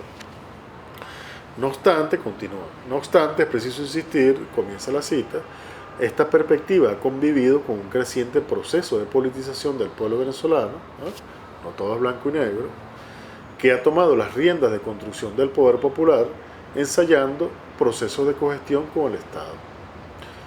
Pero también, en muchos casos, experiencias autogestionarias que se encuentran en clara disputa con el Estado. Tras enunciar distintas iniciativas como los consejos comunales, la participación entendida como acción política ligada a la toma de decisiones sobre el espacio y la vida en común, las comunas, las empresas de propiedad social directa comunal, entre otras, Gregson y Romero Lozaco resaltan la importancia del golpe de timón, como es conocida popularmente la intervención que realizara en Consejo de Ministros el 20 de octubre de 2012 el comandante Chávez, que es una suerte de testamento político, dicen los investigadores, clamando por darle centralidad a las comunas como agentes de construcción y decisión. Insta Chávez a hacer un viraje hacia la profundización del poder popular a través de la apuesta comunal. Un cambio que exigía la aplicación de políticas de participación y no de inclusión. Un esquema donde los que son excluidos no se incluyen, sino que se realizan desde la conciencia del no ser. Se asumen a sí mismos en su propio sistema de creencias y prácticas. Esto refleja la intención de producir un desplazamiento desde las políticas de inclusión, colocando el foco nuevamente en la participación para la construcción de comunidad. Todo esto en un momento en el que comienzan a prefigurarse las actuales circunstancias económicas y sociales en las que se encuentra el país. Las actuales, ¿no?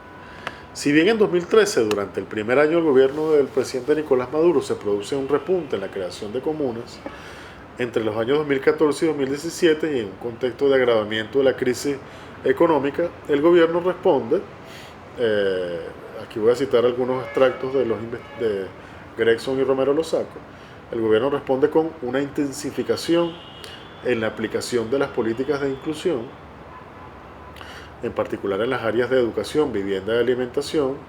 En tal contexto, en 2016 son creados los comités locales de abastecimiento y protección, los CLAP, que utilizan, dicen los investigadores, el acumulado orgánico sostenido gracias a la participación para facilitar el acceso a los alimentos de primera necesidad y a bajo costo. Termina la cita.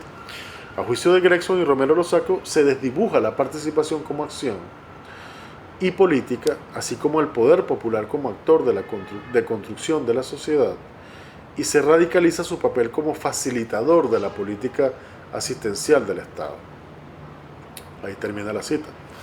Pero si bien los CLAP pueden representar, de nuevo, textualmente, un obstáculo para el avance cualitativo de algunas experiencias de poder popular, no es menos cierto que también han surgido propuestas productivas de distribución de alimentos de carácter autónomo, así como se han fortalecido organizaciones populares que han podido encontrar mayor interés en la comunidad, dicen los investigadores, para participar en propuestas productivas autogestionadas y con mayores posibilidades de colocación de sus productos, dada la reducción de la oferta de algunos productos que satisfagan la demanda existente. Seguramente algunos y algunas de las protagonistas de estas experiencias ustedes van a tener oportunidad de escucharlos en las sesiones subsiguientes de este curso. En efecto, alrededor de 2016 es posible identificar un nuevo punto de inflexión. O sea, está este primer punto de inflexión, 2006, 2007, donde comienza como a haber un predominio del orden del discurso de la inclusión, de estas lógicas de la inclusión, en desmedro de la lógica más participativa y protagónica. Y bueno, yo planteo que alrededor de 2016 hay otro nuevo punto de inflexión, en marcado contraste con el precedente que ha tenido lugar una década antes. Este tiene lugar en un contexto de muy severa contracción de la renta. A partir de entonces la palabra protección va a ser la que colonice la retórica oficial. Ya no es incluir sino proteger. Así el conjunto de políticas sociales será concebido como una forma de proteger a la población víctima, por ejemplo, de la guerra económica, entre otras. Esto, digamos, en lo referente a los procesos de subjetivación, a lo que tiene que ver con las políticas del gobierno de bolivariano de cara a al sujeto popular. Eh, Obviamente ahí este punto de inflexión tiene muy importante expresión en lo económico, ¿no? No va a dar chance de detenernos en el análisis de la cuestión económica, que es lo que, bueno, ojalá haya oportunidad de detenerse en ese asunto en este curso. Entiendo que va a ser así. Pero bueno, me voy a referir, queda todavía un poco, nos quedan todavía unos pocos minutos, voy a tratar de referirme, aunque muy puntualmente, al tema económico al final de mi intervención.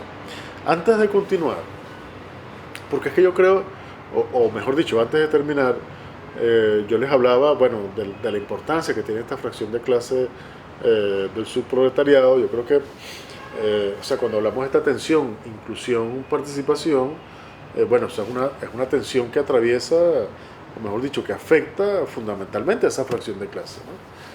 Fundamentalmente a la clase en torno a la cual, esa que constituye el centro de gravedad de la política revolucionaria, a partir de la cual, bueno, se construye toda la, o tiene lugar ese esfuerzo de construcción de bloque histórico, de bloque de poder, hablando en términos granchanos, que son términos que además el comandante Chávez va a utilizar con muchísima frecuencia, con mucha soltura, con mucha...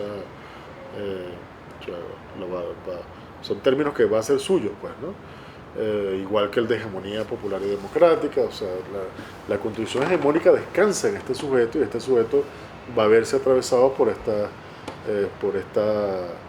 tensión, entre otras, ¿no? Una de mis hipótesis es igualmente que una vez que la revolución bolivariana, que el chavismo resulta derrotado en las elecciones parlamentarias de 2015, bueno, más allá de las cuestiones, digamos, más incidentales y de la necesidad de revisar, bueno, cuáles fueron los errores que se cometieron, digamos, más procedimentales, de campaña, ese tipo de cosas, a mí me parece que es un hito muy importante. Primero, es una circunstancia que está estrechamente, directamente vinculada con este giro que se da, con este punto de inflexión, este segundo punto de inflexión de la revolución bolivariana, que se da alrededor de 2016, que es a lo que me acabo de referir. A mí me parece que la derrota electoral en las elecciones parlamentarias de 2015, diciembre de 2015, es un muy importante campanazo, porque es un claro indicio de que hay un riesgo enorme de fractura del bloque popular. O sea, de que la construcción de hegemonía popular, democrática, que venía teniendo lugar desde finales de los 90, o desde la década de los 90, hasta bueno, toda la primera década de este siglo, y los primeros años de la segunda década, bueno, ya en 2015 comienzan a haber serios indicios de que el bloque histórico puede fracturarse, o que está fracturándose. Yo quería compartirles, porque me parece, no digo que en general, pues, pero para lo que yo pudiera compartirles, en el orden de las reflexiones que estoy haciendo aquí, del tipo, digamos, de reflexiones que estoy compartiendo con ustedes, yo quisiera leerles como una pequeña parte del último artículo que yo escribí siendo ministro del presidente Nicolás Maduro. Yo tuve la fortuna de formar parte del primer gabinete del presidente Nicolás Maduro. Fui primero ministro de Comunas entre abril de 2013 y octubre de 2014, si no recuerdo mal, y a partir de entonces fui ministro de Cultura hasta los primeros días de enero de 2016. Bueno, yo escribí algunas cosas durante esos años, sobre todo relacionadas con el tema comunal, y como parte de las reflexiones que se hacían luego de la derrota electoral de diciembre de 2015, de la derrota electoral en las elecciones parlamentarias. En ese contexto, el presidente Nicolás Maduro habla de la necesidad de un renacimiento de la política revolucionaria, ¿no? O O sea, a propósito de ese enunciado, bueno, y haciendo, digamos, como balance, análisis de todo lo que había ocurrido, yo escribí eh, lo que un fragmento de lo cual les voy a leer ahorita porque digamos, vuelve sobre unas cuantas de las cosas que ya les he planteado. Con base en las lecciones políticas aprendidas durante la intensa etapa que va desde la muerte del comandante Chávez, el 5 de marzo de 2013, hasta la derrota electoral del 6 de diciembre de 2015, van las siguientes hipótesis de trabajo que eventualmente pudieran traducirse en líneas para la acción. 1. Para que se produzca el renacimiento de la revolución bolivariana, habrá de producirse el rescate de los consejos comunales. Rescatarlos quiere decir reivindicarlos, fortalecerlos, multiplicarlos. 2. Los consejos comunales no son, por supuesto, el único espacio de militancia revolucionaria, ni es deseable que así sea, pero constituyen el espacio primario para el ejercicio de la democracia participativa y protagónica. Los consejos comunales son un espacio hecho a la medida del sujeto político que da origen a la revolución bolivariana. Eso es tal vez lo más importante de todo el texto. 3. Los consejos comunales son espacios para el común, para el ejercicio de la política entendida como política de los iguales, de los y de las iguales. Tal política es protagonizada por el chavismo. El chavismo es un sujeto que comparte no solo un origen predominante de clase, sino la experiencia común de la politización. El chavismo está hecho fundamentalmente de enormes contingentes de hombres y mujeres de las clases populares, casi todos sin experiencia previa de militancia política, que decidieron rebelarse contra la democracia representativa, la falsa democracia puntofijista. Incluso antes de reconocerse como tal, el chavismo se incorpora a la política en el acto de rebelarse. Es un sujeto político exuberante, plural, desprejuiciado, sin ataduras ideológicas, de carácter radicalmente democrático, igualitarista, antioligárquico y eventualmente anticapitalista. 4. Chávez no promueve la creación de los consejos comunales para nivelar por debajo, sino para incorporar a los de abajo, a los y a las de abajo, para garantizarles un espacio.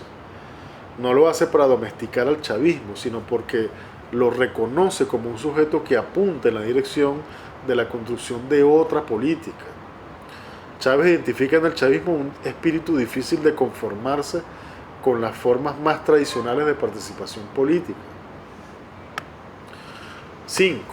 Tal vez sean los aportes más importantes del pueblo venezolano, de Chávez y de la revolución bolivariana a la filosofía política, a la milenaria tradición de lucha de los pueblos por su liberación, a la emergencia de una cultura política emancipatoria para el siglo XXI. A. La política entendida como una política de los iguales. B. Los consejos comunales como espacios para el ejercicio de esta política. C. Las comunas, entendidas no solo como la agregación de consejos comunales, sino también como expresión de una nueva cultura política. No en balde, las comunas serán el tema central del último de los discursos programáticos del comandante Chávez, el golpe de timón, que acabamos de citarlo. 6. Los consejos comunales constituyen igualmente el espacio primario para la construcción de hegemonía democrática y popular, incorporando, sumando a los que piensan distinto, incluso a los opuestos, para plantear y resolver problemas comunes. 7. Nuestra progresiva retirada de los consejos comunales es signo inequívoco de la burocratización de la revolución bolivariana, escribía entonces.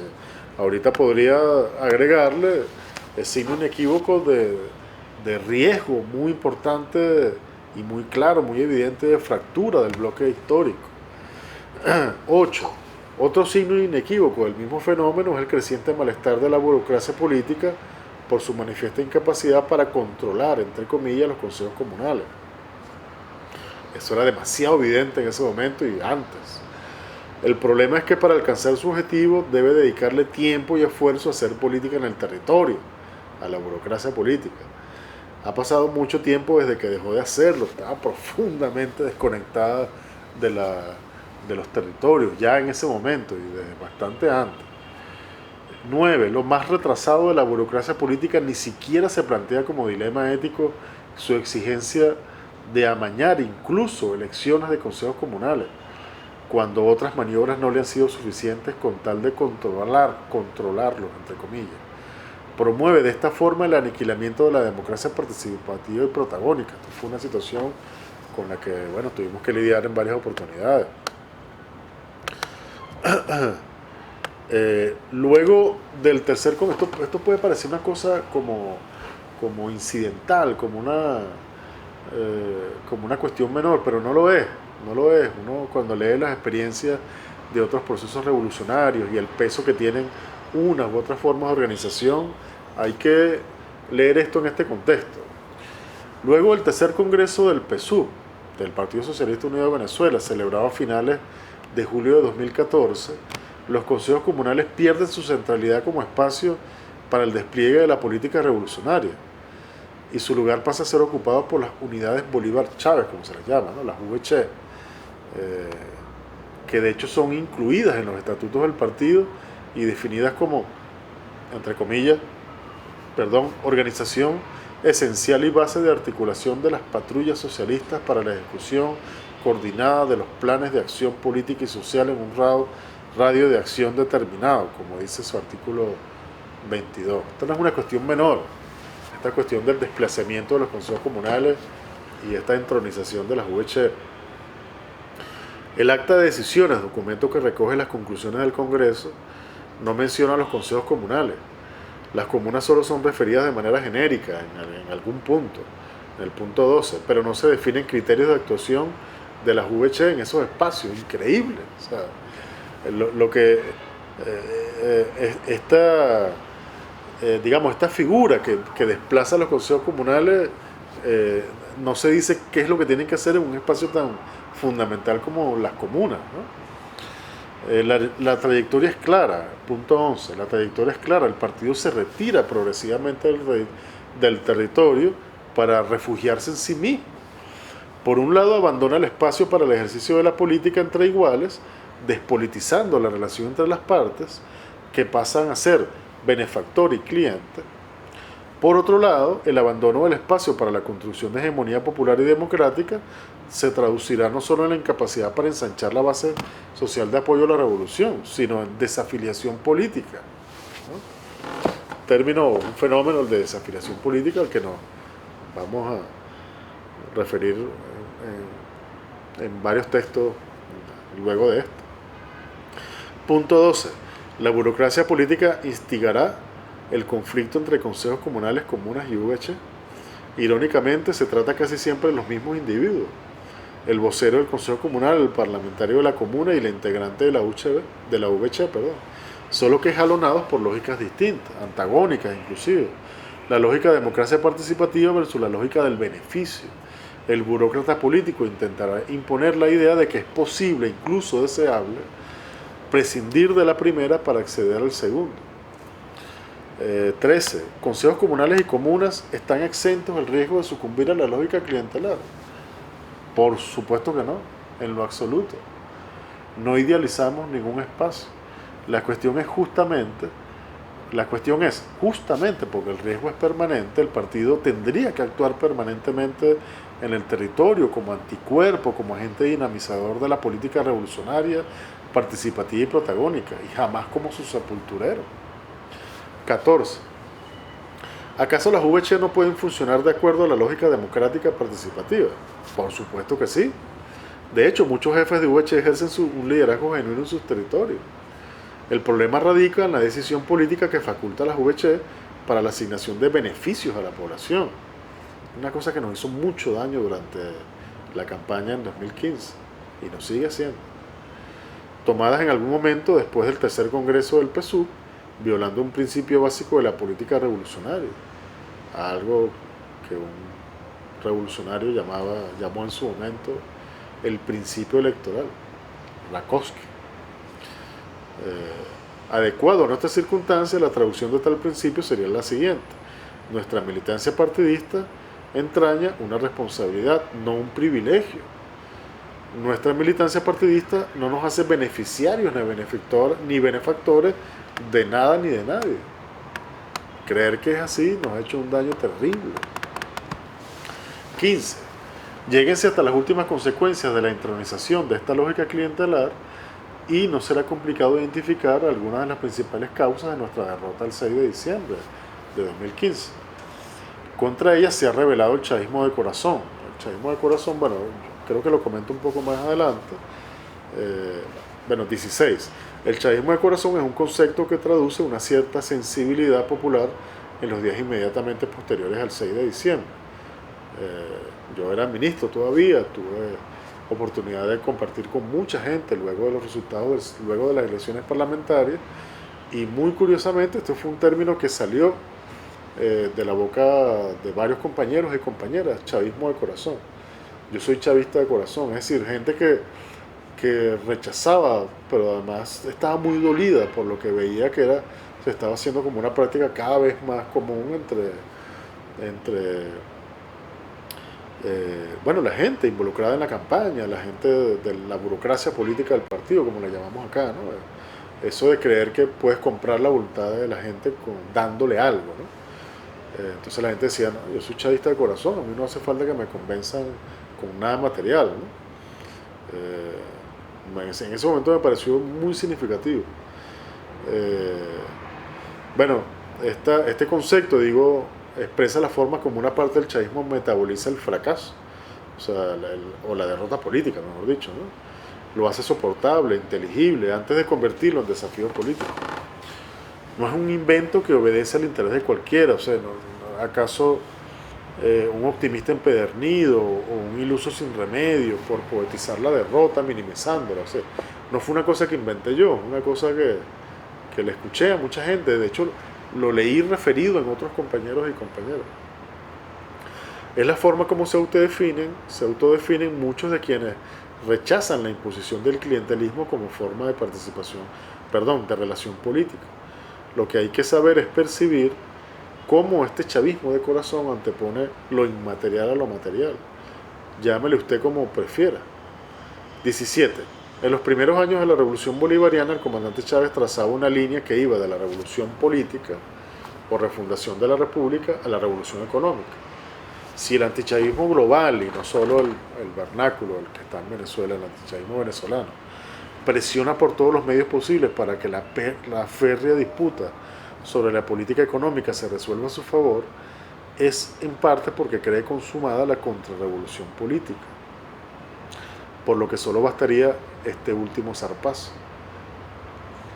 18. El abandono de los espacios que garantizan el ejercicio de la democracia participativa y protagónica, la neutralización de su potencial transformador, preparan el terreno a la contrarrevolución política.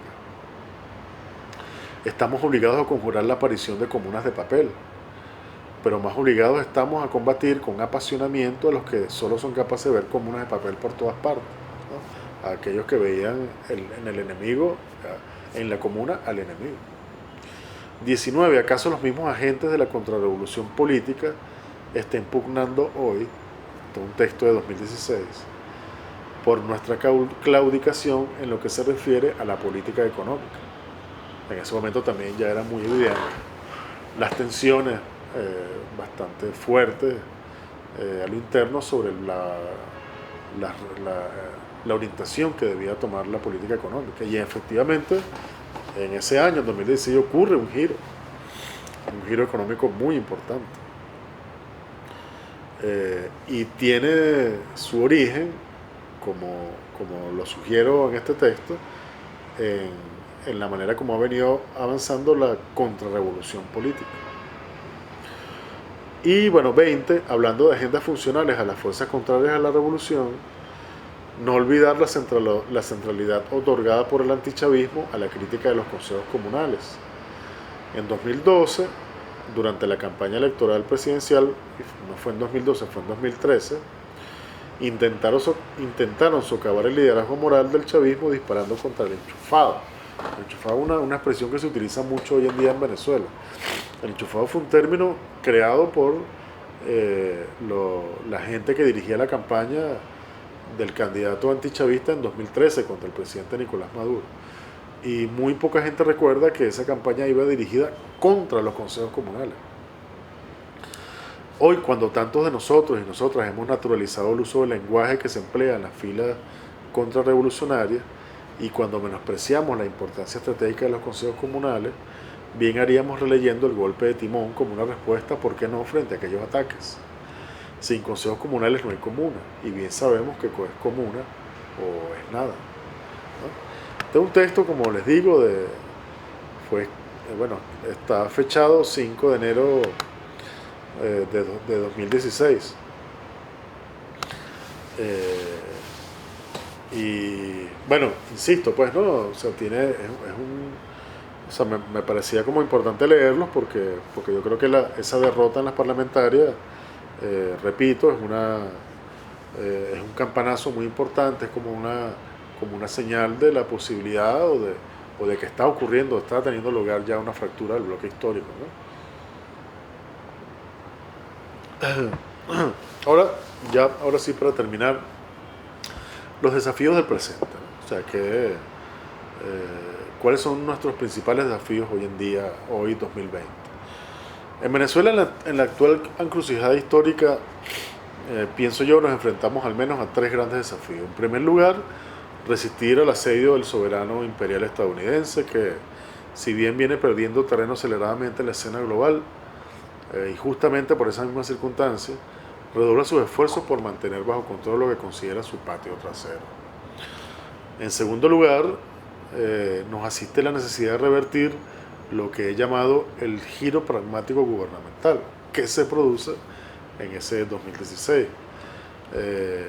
creo yo, o alrededor de 2016, tal vez un poco antes, tal vez un poco después, y que ha implicado no solamente la entronización de ese discurso, ya no de la inclusión, sino de la protección, sino, este sería como el correlato en el campo económico, el progresivo repliegue estatal del mercado, además de la adopción de sucesivas medidas orientadas a su autorregulación, término que se ha sido utilizado expresamente por nuestro liderazgo político, y en general a la liberalización, entre comillas, de la economía. Que básicamente se nos presenta como que no hay absolutamente ninguna otra alternativa. El problema es que hay sobradas experiencias históricas en las que las élites neoliberales nos vendieron exactamente el mismo discurso sobre estas medidas liberalizadoras y autorreguladoras como inevitables, ¿no? En el caso de Venezuela sería por el bloqueo, por las sanciones, etc. Yo creo que aunque puede haber sin duda alguna algo de cierto en estos asuntos, me parece que es un discurso insuficiente de todo punto de vista, y eso, pues hay como precedentes históricos muy importantes que nos llaman a marcar distancia y a tenerle mucho cuidado a esos discursos sobre la inevitabilidad de determinadas políticas cuando entre otras cosas, por ejemplo, hay medidas que ni siquiera se discuten públicamente, ni siquiera son consultadas, ni siquiera. Y en tercer lugar, me parece que el desafío es lograr una sólida articulación de fuerzas populares que nos permita salir airosos de los primeros 2 desafíos. Respecto al primer desafío, habría que comenzar por precisar que el asedio al gobierno estadounidense contra la revolución bolivariana ha sido permanente. Escala ya con la aplicación de las primeras medidas coercitivas unilaterales en 2014, cuando ya se avisoraba un panorama incierto para la economía nacional, por múltiples razones, entre ellas errores y omisiones del liderazgo político chavista, pero sobre todo a partir de la severa contracción de la renta petrolera con motivo de la caída en picada de los precios del petróleo, a partir del último trimestre de 2014. Las sanciones de 2017 contra la industria petrolera nacional, columna vertebral de nuestra economía, agravarían aún más la crisis económica, al punto de conjurar la posibilidad de recuperación económica en el corto plazo, está suficientemente demostrada la relación directa entre la aplicación de estas sanciones contra PDVSA y el brusco descenso en la producción de petróleo.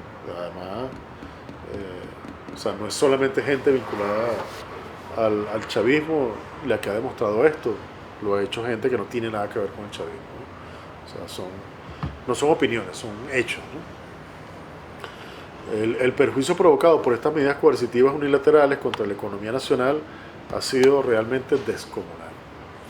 Estas incluyen el bloqueo de multimillonarios recursos de la nación, la confiscación de bienes en el extranjero, la dificultad y en algunos casos la imposibilidad de realizar transacciones comerciales libremente, por ejemplo, la compra de alimentos y medicinas.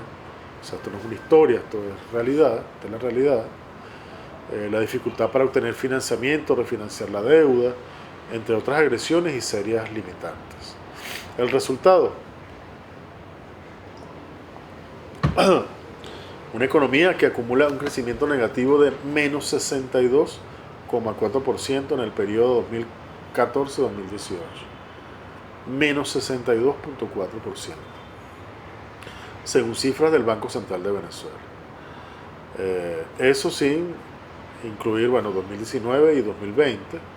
El FMI, el Fondo Monetario Internacional, pronosticaba a comienzos de la cuarentena un crecimiento negativo de menos 15% para este año 2020 en Venezuela.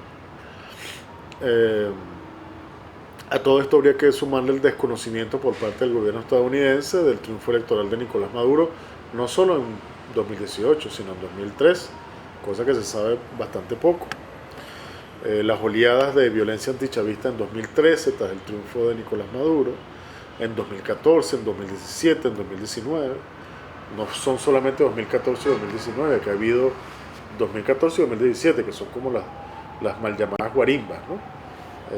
Que se propagandizan como jornadas de protestas del pueblo venezolano, de los estudiantes venezolanos contra la dictadura. Aquí ha habido muchos más episodios de violencia organizados arteramente por los más antidemocráticos del antichavismo. La de 2019, luego de la autoproclamación del diputado Juan Guaidó, personaje prácticamente desconocido en la escena política nacional como presidente interino, incursiones paramilitares, actos de sabotaje y terrorismo que incluyen un intento de magnicidio, que para mucha gente pareciera que nunca ocurrió, intento de magnicidio que ocurre el 4 de agosto de 2018, intentos de golpe de Estado, el último de los cuales el 30 de abril de 2019, en pleno experimento Guaidó, la amenaza latente de una agresión militar disfrazada de intervención humanitaria, más recientemente, en plena emergencia sanitaria con motivo de la pandemia, el ofrecimiento estadounidense de una recompensa por la cabeza del presidente Maduro, acusado de narcotraficante. Todo lo anterior es más que una simple lista de agravios. Si me he detenido a enumerar todos estos hechos, entre otros que han quedado sin mencionarse, es porque me asiste la total certeza de que el relato predominante sobre Venezuela soslaya, cuando no tergiversa y deforma deliberadamente, mucho de lo que ocurre en nuestro país.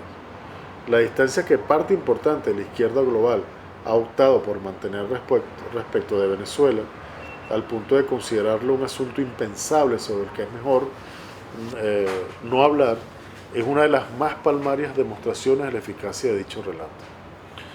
Respecto al segundo desafío, he planteado entre varias cosas más, pero para resumirlo, respecto al segundo desafío, lo que tiene que ver con el giro pragmático, sobre todo en lo económico, ese punto de inflexión que se da alrededor de 2016, es que este giro que se expresa, sobre todo en materia económica, implica un alejamiento del radicalismo programático consustancial al proyecto bolivariano.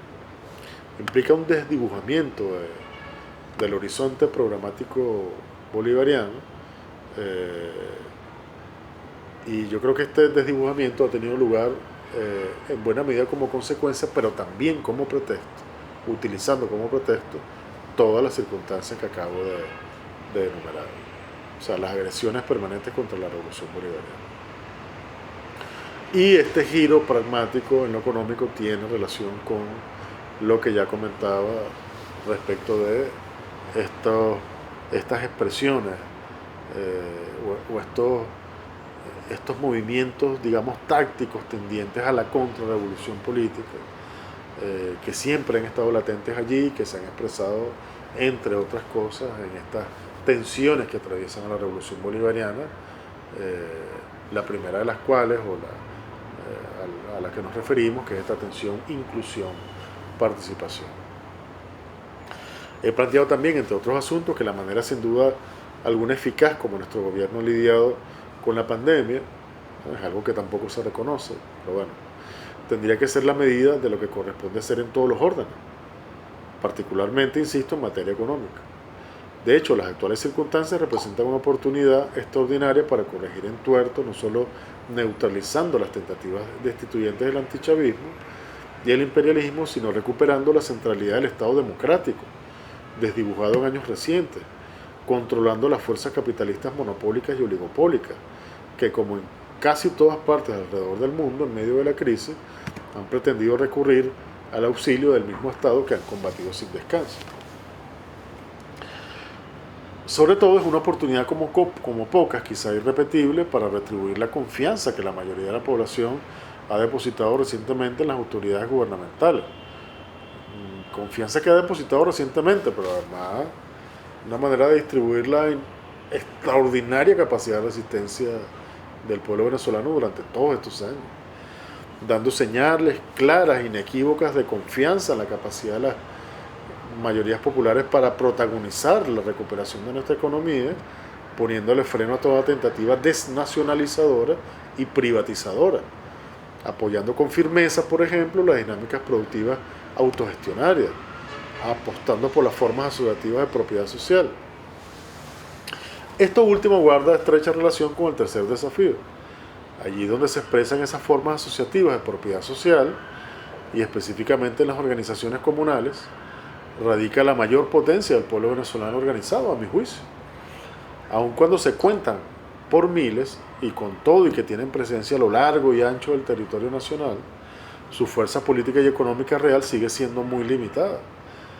De hecho, conforme se ha agravado la crisis económica y en tanto que se ha venido produciendo este giro pragmático gubernamental y previamente esta contrarrevolución política a la que ya me refería, muchas de estas experiencias se han debilitado notablemente. En este caso particular, la alternativa es una sola, por más compleja que sea: alcanzar niveles de articulación política y económica que les permitan a estas experiencias disputar poder. En primer lugar, construyendo poder en los territorios y en algunos casos fortaleciendo hasta ser capaces de irradiar el conjunto de la sociedad. El desafío, estrictamente hablando, consiste en construir las mediaciones que hagan esto posible. Una de estas iniciativas de articulación, la Unión Comunera, van a tener oportunidad más adelante de escuchar a algunos compañeros y compañeras vinculados con esta experiencia. Una experiencia de muy reciente data apunta en esta dirección que estoy comentando, entre otras.